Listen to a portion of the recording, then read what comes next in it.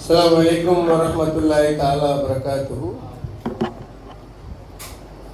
இன்றைய ரமலான் பிறை 12 மிக சமீபமாக வந்து விட்டது.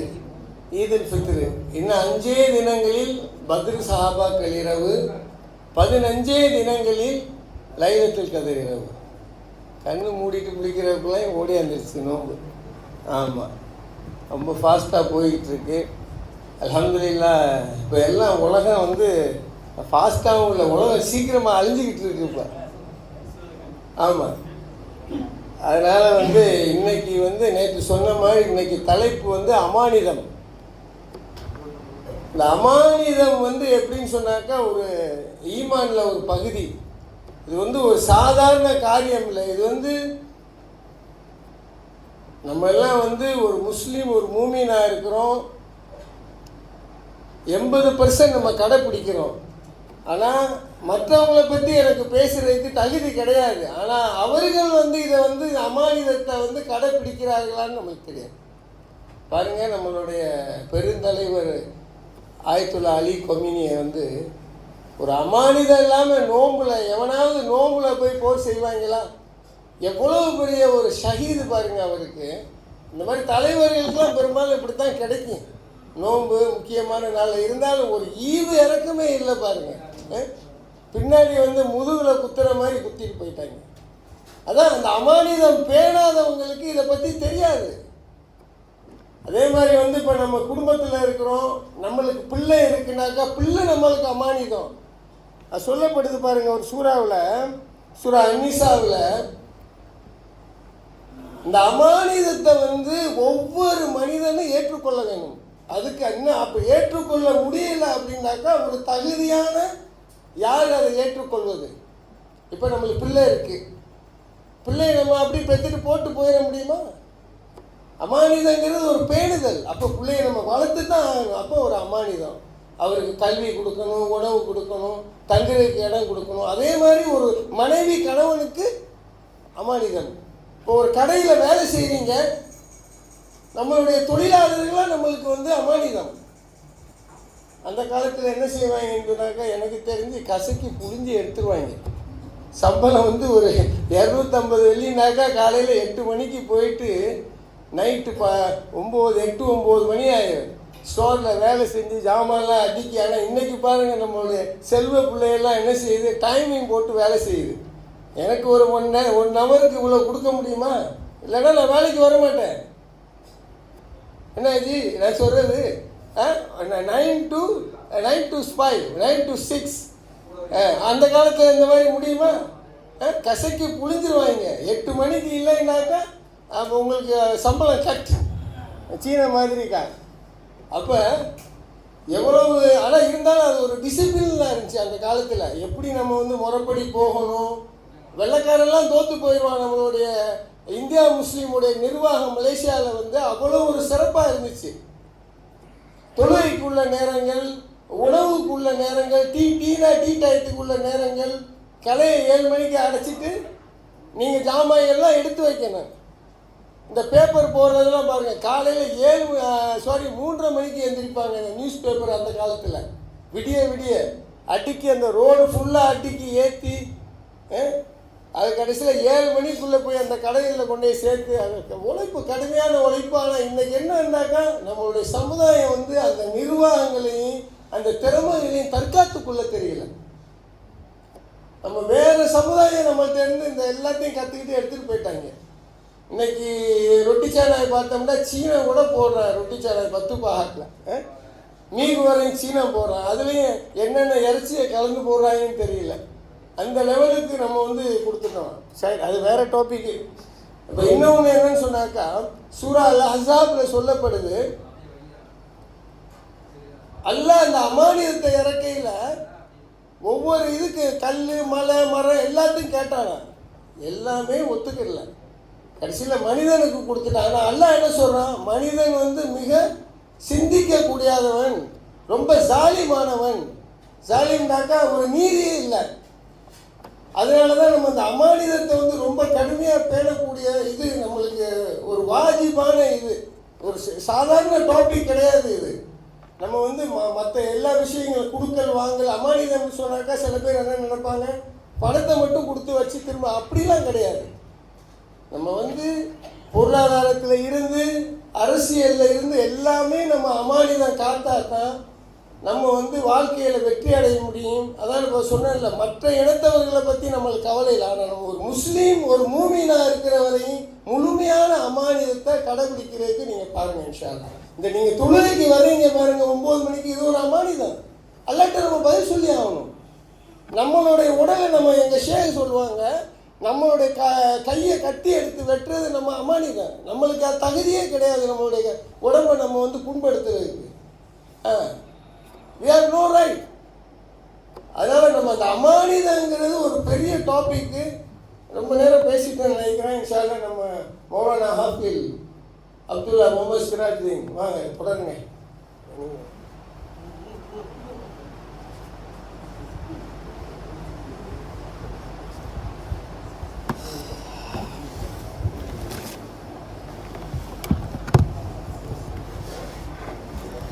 السلام عليكم ورحمة الله تعالى وبركاته. إن الحمد لله والصلاة والسلام على رسول الله وعلى آله حزب الله وأصحابه جند الله أما بعد فقد قال الله تعالى أعوذ بالله من الشيطان الرجيم بسم الله الرحمن الرحيم إن الله يأمركم أن تؤدوا الأمانات إلى أهلها وقال نبينا صلى الله عليه وسلم كلكم راع وكلكم مسؤول عن رعيته أو كما قال صلى الله عليه وسلم. கணிதக்குரிய மேலான பெரியார்களே, சகோதரர்களே, நேரடியாக நான் தலைப்புக்கே வருகிறேன். இஸ்லாத்தில் அமானிதம் என்பது சாதாரண ஒரு விஷயம் இல்லை. ஸல்லல்லாஹு அலைஹி வஸல்லம் அவங்க சொன்னாங்க, கியாமத்துடைய நாள் நெருங்கக்கூடிய சந்தர்ப்பத்தில் அமானிதத்தில் மோசடி ஏற்படும். அமானிதத்தில் மோசடி செய்வாங்க, அதை சரியாக நிறைவேற்ற மாட்டாங்க. அதை யாரிடத்தில் ஒப்படைக்கணுமோ அதை சரியான முறையில் ஒப்படைக்க மாட்டாங்க. அல்லது தான் செய்யக்கூடிய அந்த வேலையை, அந்த அமானிதத்தை சரியான முறையில் நிறைவேற்றாமல் இருக்கக்கூடிய இந்த காலம் வந்துச்சுன்னு சொன்னால் நீங்கள் கியாமத்துடைய நாளை எதிர்பாருங்கன்றாங்க ஸல்லல்லாஹு அலைஹி வஸல்லம். மேலானவர்களே, அமானிதம் என்பது உலமாக்கள் கிதாபில் எழுதியிருக்கிறாங்க, அல் அமானத்து மின் அஅதமில் அஹ்லாக் ஃபில் இஸ்லாம். இஸ்லாத்தில் மிக உயர்ந்த ஒரு நற்குணத்தில் சேர்ந்தது தான் அமானிதம் என்பது. மகத்தான உயர்ந்த நற்குணத்தோட சம்பந்தப்பட்டது தான் அமானிதம். அந்த அமானிதத்துக்குள்ளால பல விஷயங்கள் உள்ளடங்கும், அதற்குள்ளால பல விஷயங்கள் பொதிந்திருக்கிறது. மேலானவர்களை, முதலாவது நாங்கள் நல்லா விளங்கிக் கொள்ளணும், அமானிதம் என்றால் என்ன, அதனுடைய கருத்து. அல் அமானா, அரபிக்ல அமானத்தில் சொல்லுவாங்க அல் அமானா. அமானிதம் என்றால் என்ன? அமானிதம் என்றால் நாம் பாதுகாக்கக்கூடிய அந்த ஒரு பொருளை, கட்டாயம் பாதுகாக்க வேண்டிய அந்த பொருள் இருக்குது, அதை நாங்கள் என்ன செய்யணும்? வஅதாஉல் ஹுகூகி இலா அஹ்லிஹா, சம்பந்தப்பட்ட அந்த சொந்தக்காரர் இடத்துல அதை சரிவர நிறைவேற்றணும். மின் கைரி ஹியானத்தின் வலா தக்சீரின், எந்த விதமான மோசடியும் எந்த விதமான குறையும் இல்லாமல் அதை அழகான முறையில் சரியாக நிறைவேற்றுவதற்கு தான் அமானிதம் என்று சொல்லப்படும். அல்லாஹ் சுப்ஹானஹு வ தஆலா குர்ஆன்ல பல இடங்கள்ல தெளிவாக அமானிதத்தை பற்றி அல்லாஹ் பேசியிருக்கிறான். குர்ஆன்ல அல்லாஹ் சொல்றான், இன்னல்லாஹ யஅமுருக்கும் அன் துஅத்துல் அமானாத்தி இலா அஹ்லிஹா. அல்லாஹ் தஆலா உங்களுக்கு ஏவுகிறான், அன் துஅத்துல் அமானாத்தி இலா அஹ்லிஹா, அமானிதங்களை, இந்த பொறுப்புகளை அந்த சம்பந்தப்பட்டவர்களிடம் நீங்கள் சரியாக நிறைவேற்றி விடுங்கள் என்பதாக அல்லாஹ் சுப்ஹானஹு வ தஆலா சூரா அன்-நிசாவிலே கூறியிருக்கின்றான். அமானிதம் பல வகைகளாக இருக்கிறது, அதற்குள்ளால் பல விடயங்கள் இருக்கிறது. அல்லாஹுக்கும் அடியானுக்கும் சம்பந்தப்பட்ட சில அமானிதங்கள் இருக்கிறது, மக்களோட சம்பந்தப்பட்ட சில அமானிதங்கள் இருக்குது, அமல் இபாதத்தில் சில அமானிதங்கள் இருக்குது. மேலானவர்களே, இவ்வாறாக வியாபாரத்தில் சில அமானிதங்கள் இருக்குது, பிறர் சகோதரர்களுடைய இரகசியங்களை பாதுகாக்கக்கூடிய விஷயங்கள்ல சில அமானிதங்கள் இருக்குது. இவ்வாறாக இந்த அமானிதத்தை எடுத்துக்கொண்டு சொன்னால் பல வகைகளாக இருந்து கொண்டிருக்குது. அல்லாஹ் தஆலாவோட சம்பந்தப்பட்ட அமானிதத்தில் ஒன்று தான் அதாஉல் ஃபராயித், ஃபராயிதுகளை, கடமைகளை நிறைவேற்றது.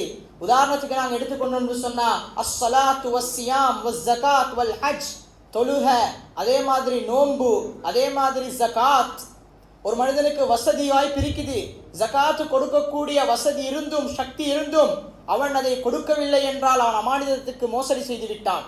ஹஜ் செய்வதற்கு வசதி இருக்குது, உடல் ஆரோக்கியம் இருக்குது, சொத்து செல்வங்கள் இருக்குது, இவர் ஹஜ்ஜை நிறைவேற்றுவதற்கு தகுதியானவர் தான், இருந்தும் கூட இவர் ஹஜ்ஜை நிறைவேற்றவில்லை என்றால் இவர் அமானிதத்துக்கு மோசம் செய்து விட்டார். மேலானவர்களே, அதே மாதிரி இஜ்தினாபுல் முஹ்ரிமாத், பாவமான தடுக்கப்பட்ட சில விஷயங்கள்ல தன்னை பாதுகாத்துக்கிறது. அல்லாஹ் சுப்ஹானஹு வ தஆலா ஒரு நிஅமத்தாக கண்ணை தந்திருக்கிறான். கண்ணுடைய அமானிதம் தான், கண்ணுக்கு செலுத்த வேண்டிய ஹக்கு தான் நல்ல காரியங்களை பார்க்கறது, அதே மாதிரி நல்ல விஷயங்களுக்கு உதவி செய்யறது கைக்கு செய்ய வேண்டிய ஹக்கு, அதே மாதிரி புலனுக்கு செய்ய வேண்டிய ஹக்கு இருக்குது, நாவுக்கு செய்ய வேண்டிய ஹக்கு இருக்குது. அல்லாஹ் தாலாவினால் தடுக்கப்பட்ட விஷயங்களுக்கு நாங்கள் அதை பாவிக்காமல் இருப்பது அந்தந்த உறுப்புக்கு செய்ய வேண்டிய அந்த அமானிதம் என்பதை நாங்கள் ஒவ்வொருத்தரும் விளங்கிக் கொள்ளணும். மேலானவர்களே, அல் இஹ்லாசு ஃபில் இபாதா, இபாதத்தில் மன தூய்மை, அல்லாஹ்வுக்காக வேண்டி மாத்திரம் செய்ய வேண்டும், அந்த எண்ணத்தை நாங்கள் ஒவ்வொருத்தரும் கட்டாயமாக கொண்டு வரணும். ஸல்லல்லாஹு அலைஹி வஸல்லம் அவங்க அமானிதத்தை பற்றி பேசியிருக்கிறாங்க. ஸல்லல்லாஹு அலைஹி வஸல்லம் அவங்களோட சம்பந்தப்பட்ட ஒரு அமானிதமான விஷயம்தான் தஸ்தீக்குஹு, அதாவது ஸல்லல்லாஹு அலைஹி வஸல்லம் அவங்க எந்தெந்த காரியங்களை சொன்னாங்களோ அதை நாங்கள் உண்மைப்படுத்துறது. ஸல்லல்லாஹு அலைஹி வஸல்லம் அவங்க ஏவிய விஷயங்கள்ல அவர்களுடைய அந்த காரியத்தில் நாங்கள் அவங்களுக்கு வழிபடுறது. ஸல்லல்லாஹு அலைஹி வஸல்லம் அவர்களுடைய ஒவ்வொரு சுன்னாக்களையும் நாங்கள் எடுத்து நடக்கிறது. அது அதோட சம்பந்தப்பட்ட ஒரு அமானிதமாக இருந்து கொண்டிருக்குது. அதே மாதிரி மக்களோட சம்பந்தப்பட்ட அமானிதம் இருக்குது. அதாவது ஏதாவது ஒரு பொருள் ஒப்படைக்கிறாரு அல்லது ஏதாவது ஒரு பணத்தை ஒப்படைக்கிறாரு, இந்த நேரத்தில் நாங்கள் என்ன செய்யணும், அந்த ஒப்படைக்கப்பட்ட அந்த பொருளை அதே பொருளாக நாங்கள் திருப்பி கொடுக்கணும். உதாரணத்துக்கு எங்களிடத்துல கொஞ்சம் பணம் ஒப்படைக்கப்படுது, அமானிதமாக இதை வச்சுக்கோங்க, பின்னால் எனக்கு கொடுங்க என்பதாக ஒரு சகோதரர் நம்பி ஒப்படைச்சா, அந்த பணத்தை நாங்கள் செலவழிச்சுட்டு பின்னால ஏண்ட பணத்தை நான் கொடுக்கிறது, இது தடுக்கப்பட்ட ஒரு காரியமாக இருந்து கொண்டிருக்குது. கிதாபுல உலமாக்கள் எழுதியிருக்கிறாங்க, அவர் எந்த பணத்தை ஒப்படைச்சாரோ அதே பணத்தை தான் திருப்பி கொடுக்கணும், அதே ரூபாயாக, அதாவது அதே நாணயமாகத்தான் இருக்கணும். அவர் எதுவாக ஒப்படைச்சாரோ அதாகத்தான் இருக்கணும். அதை மாற்றி கொடுக்கறதுக்கு எந்த விதமான அனுமதியும் இல்லை என்பதை நாங்கள் ஒவ்வொருத்தரும் விளங்கிக் கொள்ளணும். அதே மாதிரி ஹிஃப்துல் அஸ்ரார், மக்களுடைய இரகசியமான சில விஷயங்கள் இருக்குது. சில விஷயங்கள் எங்களிடத்துல சொல்லுவாங்க, இதை நீங்க அமானிதமாக வச்சுக்கோங்க, யாரிடத்திலையும் நீங்க இந்த ரகசியத்தை வெளிப்படுத்தக்கூடாது.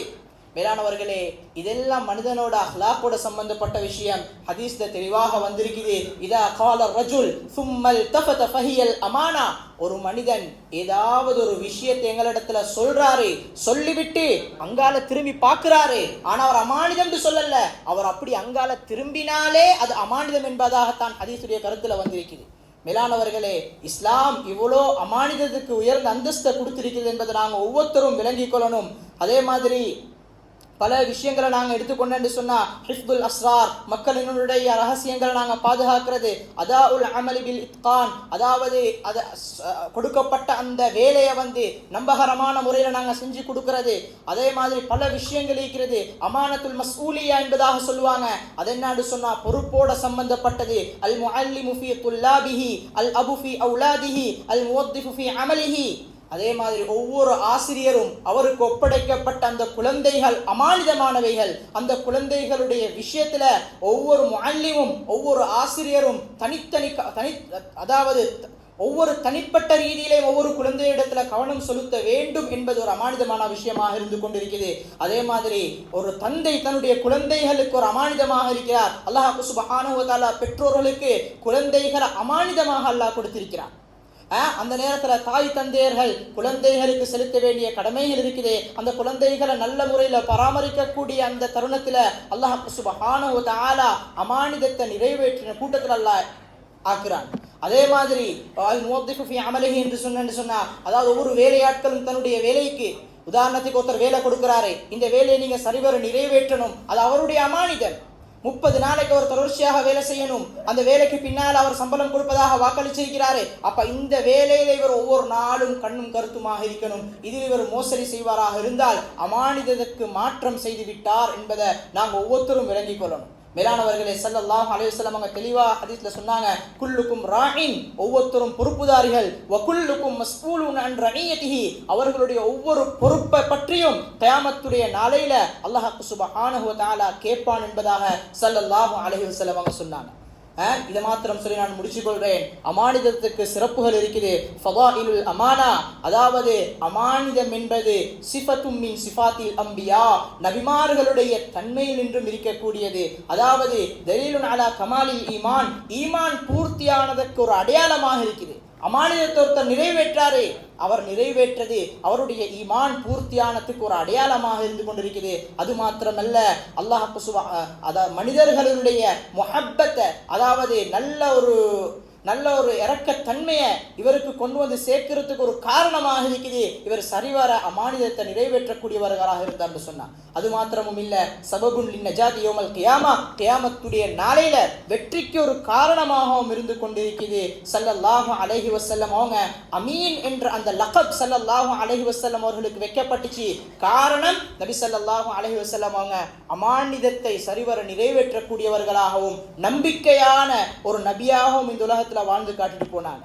மேலானவர்களே, அமானிதத்துக்கு மாற்றமானது தான் பொய் பேசுறது, உடன்படிக்கையை முறிக்கிறது, ஹியானத் அதாவது மோசடி செய்கிறது. இதெல்லாம் அமானிதத்துக்கு மாற்றமானது. ஸல்லல்லாஹு அலைஹி வஸல்லம் அவங்க சொன்னாங்க, இதுவெல்லாம் முனாஃபிகீங்களுடைய அடையாளம். ஆயத்துல் முனாஃபிகி ஸலாத், முனாஃபிகீங்களுக்கு 3 அடையாளம் இருக்குது. இதா ஹத்தஸ கதப, அதாவது அவர் பேசினால் பொய் பேசுவாரு.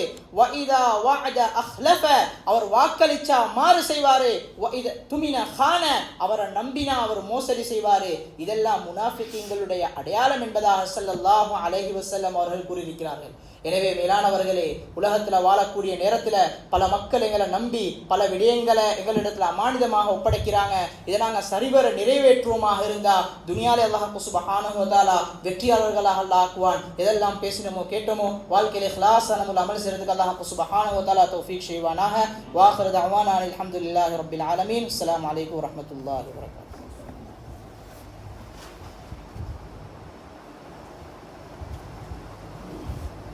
அமானிதம் எவ்வளோ ஒரு இஸ்லாத்தில் ஒரு கடுமையான பொறுப்பாக இருக்குங்கிறது நம்மளுடைய ஆஃபீஸை அழகான முறையில் எடுத்து சொன்னாங்க.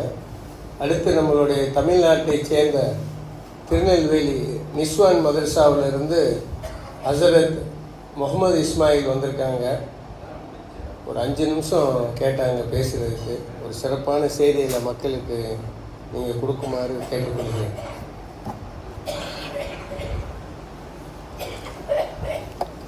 அஸ்ஸலாமு அலைக்கும் வரஹ்மத்துல்லாஹி தஆலா வ பரகாத்துஹு. நஹ்மதுஹு வ நுஸல்லி அலா ரசூலில் கரீம். அம்மா பஅத். வலா தமூதுன்ன இல்லா வ அன்தும் முஸ்லிமூன். கண்ணியமானவர்களே, இன்று ஓதப்பட்ட ஆயத்தில், இந்த ஜுஸுவிலே வல்ல ரப்புல் ஆலமீன் ஒரு அற்புதமான ஒரு ஆயத்திலே குறிப்பிடுகிறான். வலக்கது கர்ரம்னா பனி ஆதம், ஆதமுடைய மக்களை நாம் கண்ணியப்படுத்தியிருக்கின்றோம் என்று. அல்லாஹ் உலகத்தில் பிறந்த ஒவ்வொரு மனிதருக்கும் அவர் முஸ்லீமாக வாழக்கூடிய நசீபை வழங்கியிருந்தால் அவர் கண்ணியமானவர் என்று வல்ல ரப்புல் ஆலமீன் குறிப்பிடுகின்றான். ஏனென்றால் தனது அருமறையிலே மற்றொரு ஆயத்தில் இப்படி கூறுவான், இன்னமல் முஷ்ரிகூன நஜஸு, இணை வைப்பாளர்கள், காஃபிர்கள், மாற்று கொள்கை உடையவர்கள் எல்லாம் நஜிஸ் என்ற அசுத்தவாதிகள் என்று குறிப்பிடுகின்றான். அப்போ ஒரு மூமின்கள் அவர்கள் இறையச்சமுடையவர்களாக இருந்தால் அல்லாஹுவால் கண்ணியப்படுத்தப்பட்டவர்கள். வ மின் கராமத்தில்லா மன் ஐயத ஹாத தீன வ ஈமானஹு பி அக்வாலிஹி வ அஃஆலிஹி, யார் தன்னுடைய ஈமானை, இந்த மார்க்கத்தை தன்னுடைய செயலாலும் தன்னுடைய சொற்களாலும் வார்த்தைகளாலும் வலுப்படுத்துகின்றாரோ அவரே மின் கராமத்தில்லா, அல்லாஹுடைய கண்ணியத்திலிருந்தும் உடையவர். யார் மார்க்கத்தை வலுப்படுத்தணும், தன்னுடைய ஈமானை வலுப்படுத்தணும், அப்படி எவர் வலுப்படுத்துகிறாரோ அவர் அல்லாஹ் கண்ணியப்படுத்த நபர்கள் இருந்தும் இருக்கின்றார்கள். அதில் அவ்வளுஹு சய்யிதுனா அபூபக்கர் சித்திக் ரலியல்லாஹு தஆலா, அல்லாஹு ரப்புல் ஆலமீன் இந்த உலகத்திலே கண்ணியப்படுத்திய நபர்களே, நபிமார்களுக்கு அடுத்து மிக பெரும் ஒரு அந்தஸ்தை வழங்கியது சையதுனா அபூபக்கர் சித்திக்லா தான். அபூபக்கர் ரலியல்லாஹு தஆலா எப்போ பார்த்தாலும் அவங்க சஹாபாக்கெல்லாம் பேசிக்கிடுவாங்க, ஒரு அழுகு மூஞ்சியோடு இருக்கிறாங்க, எப்போதும் சோகத்தோடையே இருக்கிறாங்களே என்று சஹாபாக்கெல்லாம் சொல்லுவாங்க. அந்த அபூபக்கர் ரலியல்லாஹு தஆலா ஒரு நாள் அவங்க இல்லத்தில், அவங்க வீட்டில் எல்லா குடும்பத்தார்கள் எல்லாம் ஒன்று சேர்ந்திருக்காங்க, மகன்கள் மகள்கள் எல்லோரும் ஒன்று சேர்ந்திருக்கின்றார்கள். அப்படி ரொம்ப சந்தோஷமாக இருக்காங்க. எப்பொழுதும் முகம் மாறி இருக்க ரொம்ப இறுக்கமாக இருக்கக்கூடிய அபூபக்கர் ரலியல்லாஹு அவங்க முகத்தில் அப்படி புன்னகை தவழுது. பேரன் பேத்திகள் மகள்கள் எல்லாம் மகன்கள்லாம் சந்தோஷமாக வீட்டில் இருக்கிறத பார்த்து ரொம்ப மகிழ்ச்சியாக இருக்காங்க. அந்த தருணத்தில் அவங்களுடைய மூத்த மகனார் அப்துல் ரஹ்மான் அவங்க ஆரம்ப கட்டத்தில் இஸ்லாத்துக்கு வரல, பிற்காலத்தில் இஸ்லாத்துக்கு வந்தாங்க. இப்போ தன் தந்தையிடம் எப்போதுமே கேலியாக பேசக்கூடியவர், கிண்டலாக பேசக்கூடியவர். இப்போ அபூபக்கர் ரலியல்லாஹு சொல்கிறாங்க, தந்தை பத்ர் யுத்த களத்திலே உங்களை கொல்லக்கூடிய ஒரு நல்ல வாய்ப்பு எனக்கு கிடச்சிது. நான் நினச்சிருந்தா உங்களை கொன்று இருக்கலாம், ஆனால் நான் போனால் போயிட்டு போது வாயிற்றேன்னு விட்டுட்டேன் அப்படிங்கிறாங்க கிண்டலாக. போனால் போயிட்டு போது நானும் உங்களுக்கு உயிரை நினைச்சிருக்கேன், சும்மா நான் தான் உங்களை நீங்கள் உயிர் வாழ்றதுக்கு காரணம்ன்ற மாதிரி ஒரு கேலியாக சொல்கிறாங்க. அதுவரையும் புன்னகையோடு சிரிச்சிட்டு இருந்த செய்னா அபூபக்கர் சித்திக் ரலியல்லாஹுடைய முகம் மாறி இறுகி அப்போ அவங்க சொல்கிறாங்க, அது மாதிரியான ஒரு வாய்ப்பு சந்தர்ப்ப சூழ்நிலை எனக்கு அமைந்திருக்குமேனால் நான் உனக்கு கொண்டு இருப்பேன்னு சொல்லியிருக்கலாம். இதான் சாதாரணமாக யதார்த்தமாக சொல்லக்கூடிய ஒரு வார்த்தை, உனக்கு கொண்டு இருப்பேன்பான்னு. அவங்க என்ன சொன்னாங்க தெரியுமா, லக்கத்தஅத்துக, அது மாதிரியான ஒரு வாய்ப்பு எனக்கு அமைஞ்சிருந்தா உன்னை அப்படி துண்டு துண்டாக வெட்டியிருப்பேன், கொத்தி போட்டிருப்பேன் அப்படின்னாங்க.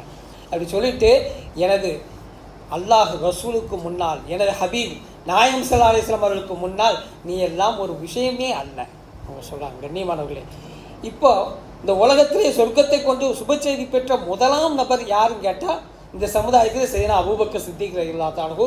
அது காரே சௌர், அந்த சௌரு குகையிலே ஹிஜ்ரத்தின் போதே அது கிடச்சிருச்சு.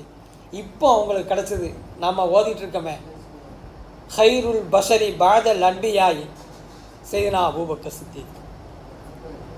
அதாவது இந்த சமுதாயத்திலே அபூபக்கர் சித்திக் ரலியல்லாஹு அன்ஹு அவர்கள் தான் இந்த உலகத்திலே நபிமார்களுக்கு அடுத்து மிகச்சிறந்த நபர் என்று வல்லர் ரப்புல் ஆலமீன் அறிவித்தான். ஏன்னா இவர்களுக்கு முன்பாக அல்லாஹ் ரப்புல் ஆலமீன் சில நபர்களை உயர்ந்த அந்தஸ்தில் வச்சுருந்தான். செய்தினா லுக்மான் அலைஹிஸ்ஸலாம் அவங்க பேரில் ஒரு சூறாவே இருக்கிறது. செய்தினா மரியம் அலைஹிஸ்ஸலாம் அவங்க பேரில் ஒரு சூறா இருக்குது. செய்தினா உசைர் ரலியல்லாஹு அன்ஹு, உசைர் அலைஹிஸ்ஸலாம் அவங்களும் இவங்களை விட மேலாக இருந்தவங்க. செய்தினா ஹபீபுன் நஜ்ஜார், செய்தினா ஆசிஃப் இப்னு பர்ஷையா, இவங்களெல்லாம் அல்லாஹ் அபூபக்கர் சித்திக் அதோட உயர்ந்த அந்தஸ்தை வச்சுருந்தான். எப்போ இந்த வார்த்தை வந்துச்சோ செய்தினா அபூபக்கர் அதனுடைய உள்ளத்திலிருந்து என் மார்க்கத்திற்கு முன்னால், என் இறைவனுக்கு முன்னால், என் நபிக்கு முன்னால் நீ ஒன்றுமே இல்லை என்று அந்த வார்த்தை வந்தவுடனே ஹைருல் பஷர், இந்த உலகத்தில் நான் படைத்த படைப்புகளே நபிமார்களை எடுத்து நீங்கள் தான் சிறந்த நபர் என்று வல்ல ரப்புல் ஆலமீன் அறிவிக்கிறான். கண்ணியமானவர்களே, அப்படி ஈமான்னா இப்படி வெளிப்படணும். அல்லாஹ் உடனே இவ்வளோ பெரிய கௌரவத்தையும் கண்ணியத்தையும் கொடுத்துட்டான். அல்லாஹ் கண்ணியப்படுத்திய நபர், முதன்மையான நபர் செய்யனா அபூபக்கர் சித்திக் தான். ஈமானோடு வாழ்வதும் ஈமானோடு மறைவதும் அவ்வளோ லேசான விஷயம் இல்லை. செய்யனா உமர் ரலியல்லாஹு எவ்வளோ பெரிய சஹாபி, லவ்கான நபியும் பாதி லக்கான உமர், எனக்கு பின்னால் ஒருவர் நபியாக இருக்க வாய்ப்பு இருந்தால் அது செய்யனா உமராக இருப்பார். இன்னல்லாக எந்திகலா லிசானி உமர், உமருடைய நாவிலே அல்லாஹ் பேசுகிறான். நாம் ஓதக்கூடிய இந்த குர்ஆன் ஷரீஃபில் 10 ஆயத்துகள் உமர் ரலியல்லாஹு அவர்கள் பேச்சு, மிச்சம் 24 ஆயத்துகள் அவங்களுடைய ஆலோசனை, அவங்களுடைய விருப்பம், அவங்களுடைய கருத்து. கண்ணியத்திற்குரிய உமர் ஃபில் ஜன்னா, உமர் 2ஆம் பெரும் சொர்க்கவாதி. இந்த உலகத்தில் செய்யணும் அபூபக்கர் ரலியல்லாஹு கருத்து அவங்க சொல்கிறாங்க, சொர்க்கவாதின்னு சுபச்செய்தி சொல்லப்பட்டாங்க. அடுத்து உமர் ஒரு வீதியில் சென்றால் ஷைத்தான் மற்றொரு வீதியில் சென்றான். இப்படியெல்லாம் சுபச்செய்தி சொல்லப்பட்ட செய்யணும் உமர் ரலியல்லாஹு அவர்கள் அவங்க 10 வருஷம் 5 மாதம் ஹலீஃபாவாக இருக்காங்க. அவங்க இப்படி இருக்கும்போது வெளியில் வீடுகளில் சிறுவர்களை பார்த்தால், வயதுக்கு வராத சிறுவர் சிறுமிகளை பார்த்தா அவங்களுக்கு சொல்லுவாங்களாம், நான் ஈமானோடு மரணிக்க துவா செய்யுங்க, நான் முஸ்லீமாக மரணிக்க துவா செய்யுங்க.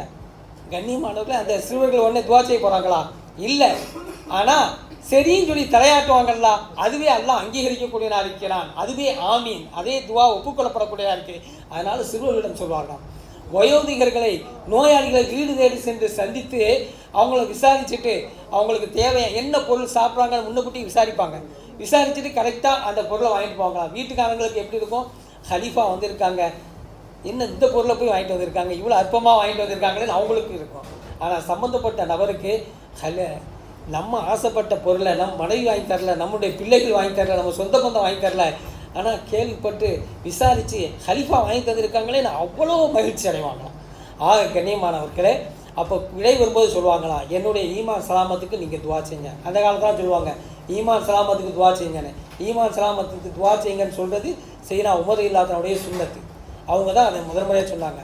கண்ணியமானவர்கள், அப்படி இருந்த பல படுக்கையில் இருந்தவர்கள்லாம் அப்படி மிரண்டு போய் உங்களுக்கு இந்த நிலைமை என்றால் எங்களுடைய நிலையெல்லாம் என்ன ஆகுது என்று அப்படியே கண்ணீர் விட்டு விட்டார்கள். ஆக ஈமானோடு வாழ்ந்து ஈமானோடு மறைய வல்ல ரஹ்மான் நம் அனைவருக்கும் தௌஃபீக் செய்வானாக. கண்ணியமானவர்களே, நாங்கள் தமிழ்நாட்டில் திருநெல்வேலி பகுதியில் மர்லாத்தூர் ரஹ்மான் மகளிர் அரபிக் கல்லூரி என்னும் மதரசாவை கடந்த 11 ஆண்டுகளாக நடத்தி வருகிறோம். எங்கள் மதரசாவில் 78 பெண்கள் குரானை மனனம் செய்யக்கூடிய ஹாஃபிதா, தஹ்ஃபீஸுல் குரான், ஆலிமா, அஃப்ஸல் உலமா, அரபிக் பிஏ லிட்ரேச்சர், அடுத்து Islamic studies BA Chennai Madras பல்கலைக்கழகத்தோடு இணைஞ்சு நடத்திட்டு இருக்கோம். இந்த பிள்ளைகள் அனைத்துமே பீடி சுற்றும் தொழிலாளர்கள், பீடி தொழிலாளர்கள். அந்த ஏழ்மையான பகுதியில் இந்த பிள்ளைகளுக்காக மதரசாவை ஒரு பெண் மதரசாவை ஓதி ஆலிமா குடும்பத்தார் 10 லட்ச ரூபா வாங்கி கொடுத்து இந்த இடம் வாங்கி தந்தாங்க. அதில் நாங்கள் கீழ்த்தளமும் மேல்தளமும் கட்டி தற்போது ஹாஸ்டலோடு நடந்து வருது. இந்த ஹாஸ்டல் செலவுகளுக்காகவும் மற்ற அந்த அவங்களுடைய உணவு தேவைகளுக்காகவும் தங்களை நாடி வந்துள்ளோம். ஒரு பிள்ளைக்கு இந்தியா ரூபாயில் 68,000 ரூபா வருது. மலேசியா ரூபா இருந்தால் வருஷத்துக்கு 2,800 வெள்ளி கணக்கு. மாதம் 250 வெள்ளி ஒரு பிள்ளைக்கு வரும். கண்ணியமானவர்களே, தாராளமாக இந்த பிள்ளைகளுடைய கல்வியிலே பங்கெடுங்கள். யார் ஒரு பெண்ணுடைய கல்வி, ஒரு பிள்ளையுடைய மாணவியருடைய கல்வியில் பங்கெடுக்காங்களோ, கண்ணியமானவர்கள், அல்லாஹு தாலா இந்த உலகத்தையும் உலகத்தை விடவும் 2 மடங்காக அவர்களுக்கு பகரமாக தருகிறான். நாளை ஜன்னத்துல் ஃபிர்தௌஸிலே அல்லாஹ் ரப்புல் ஆலமீன் உயர்ந்த மாளிகை அவங்களுக்கு பரிசாக தரான். கண்ணியமானவர்களே, அந்த வகையில் இந்த மதரசாவிற்காக தாராளமாக நீங்கள் உதவி செய்யுங்கள். வல்ல ரப்புல் ஆலமீன் நம்முடைய ஹலாலான அனைத்து தேவைகளையும் நிறைவேற்றி தந்து விடுவானாக. வாசல் தவானா அல்ஹம்துலில்லாஹி ரப்பில் ஆலமீன். அஸ்ஸலாமு அலைக்கும் வரஹ்மத்துல்லாஹி வபரகாத்துஹு.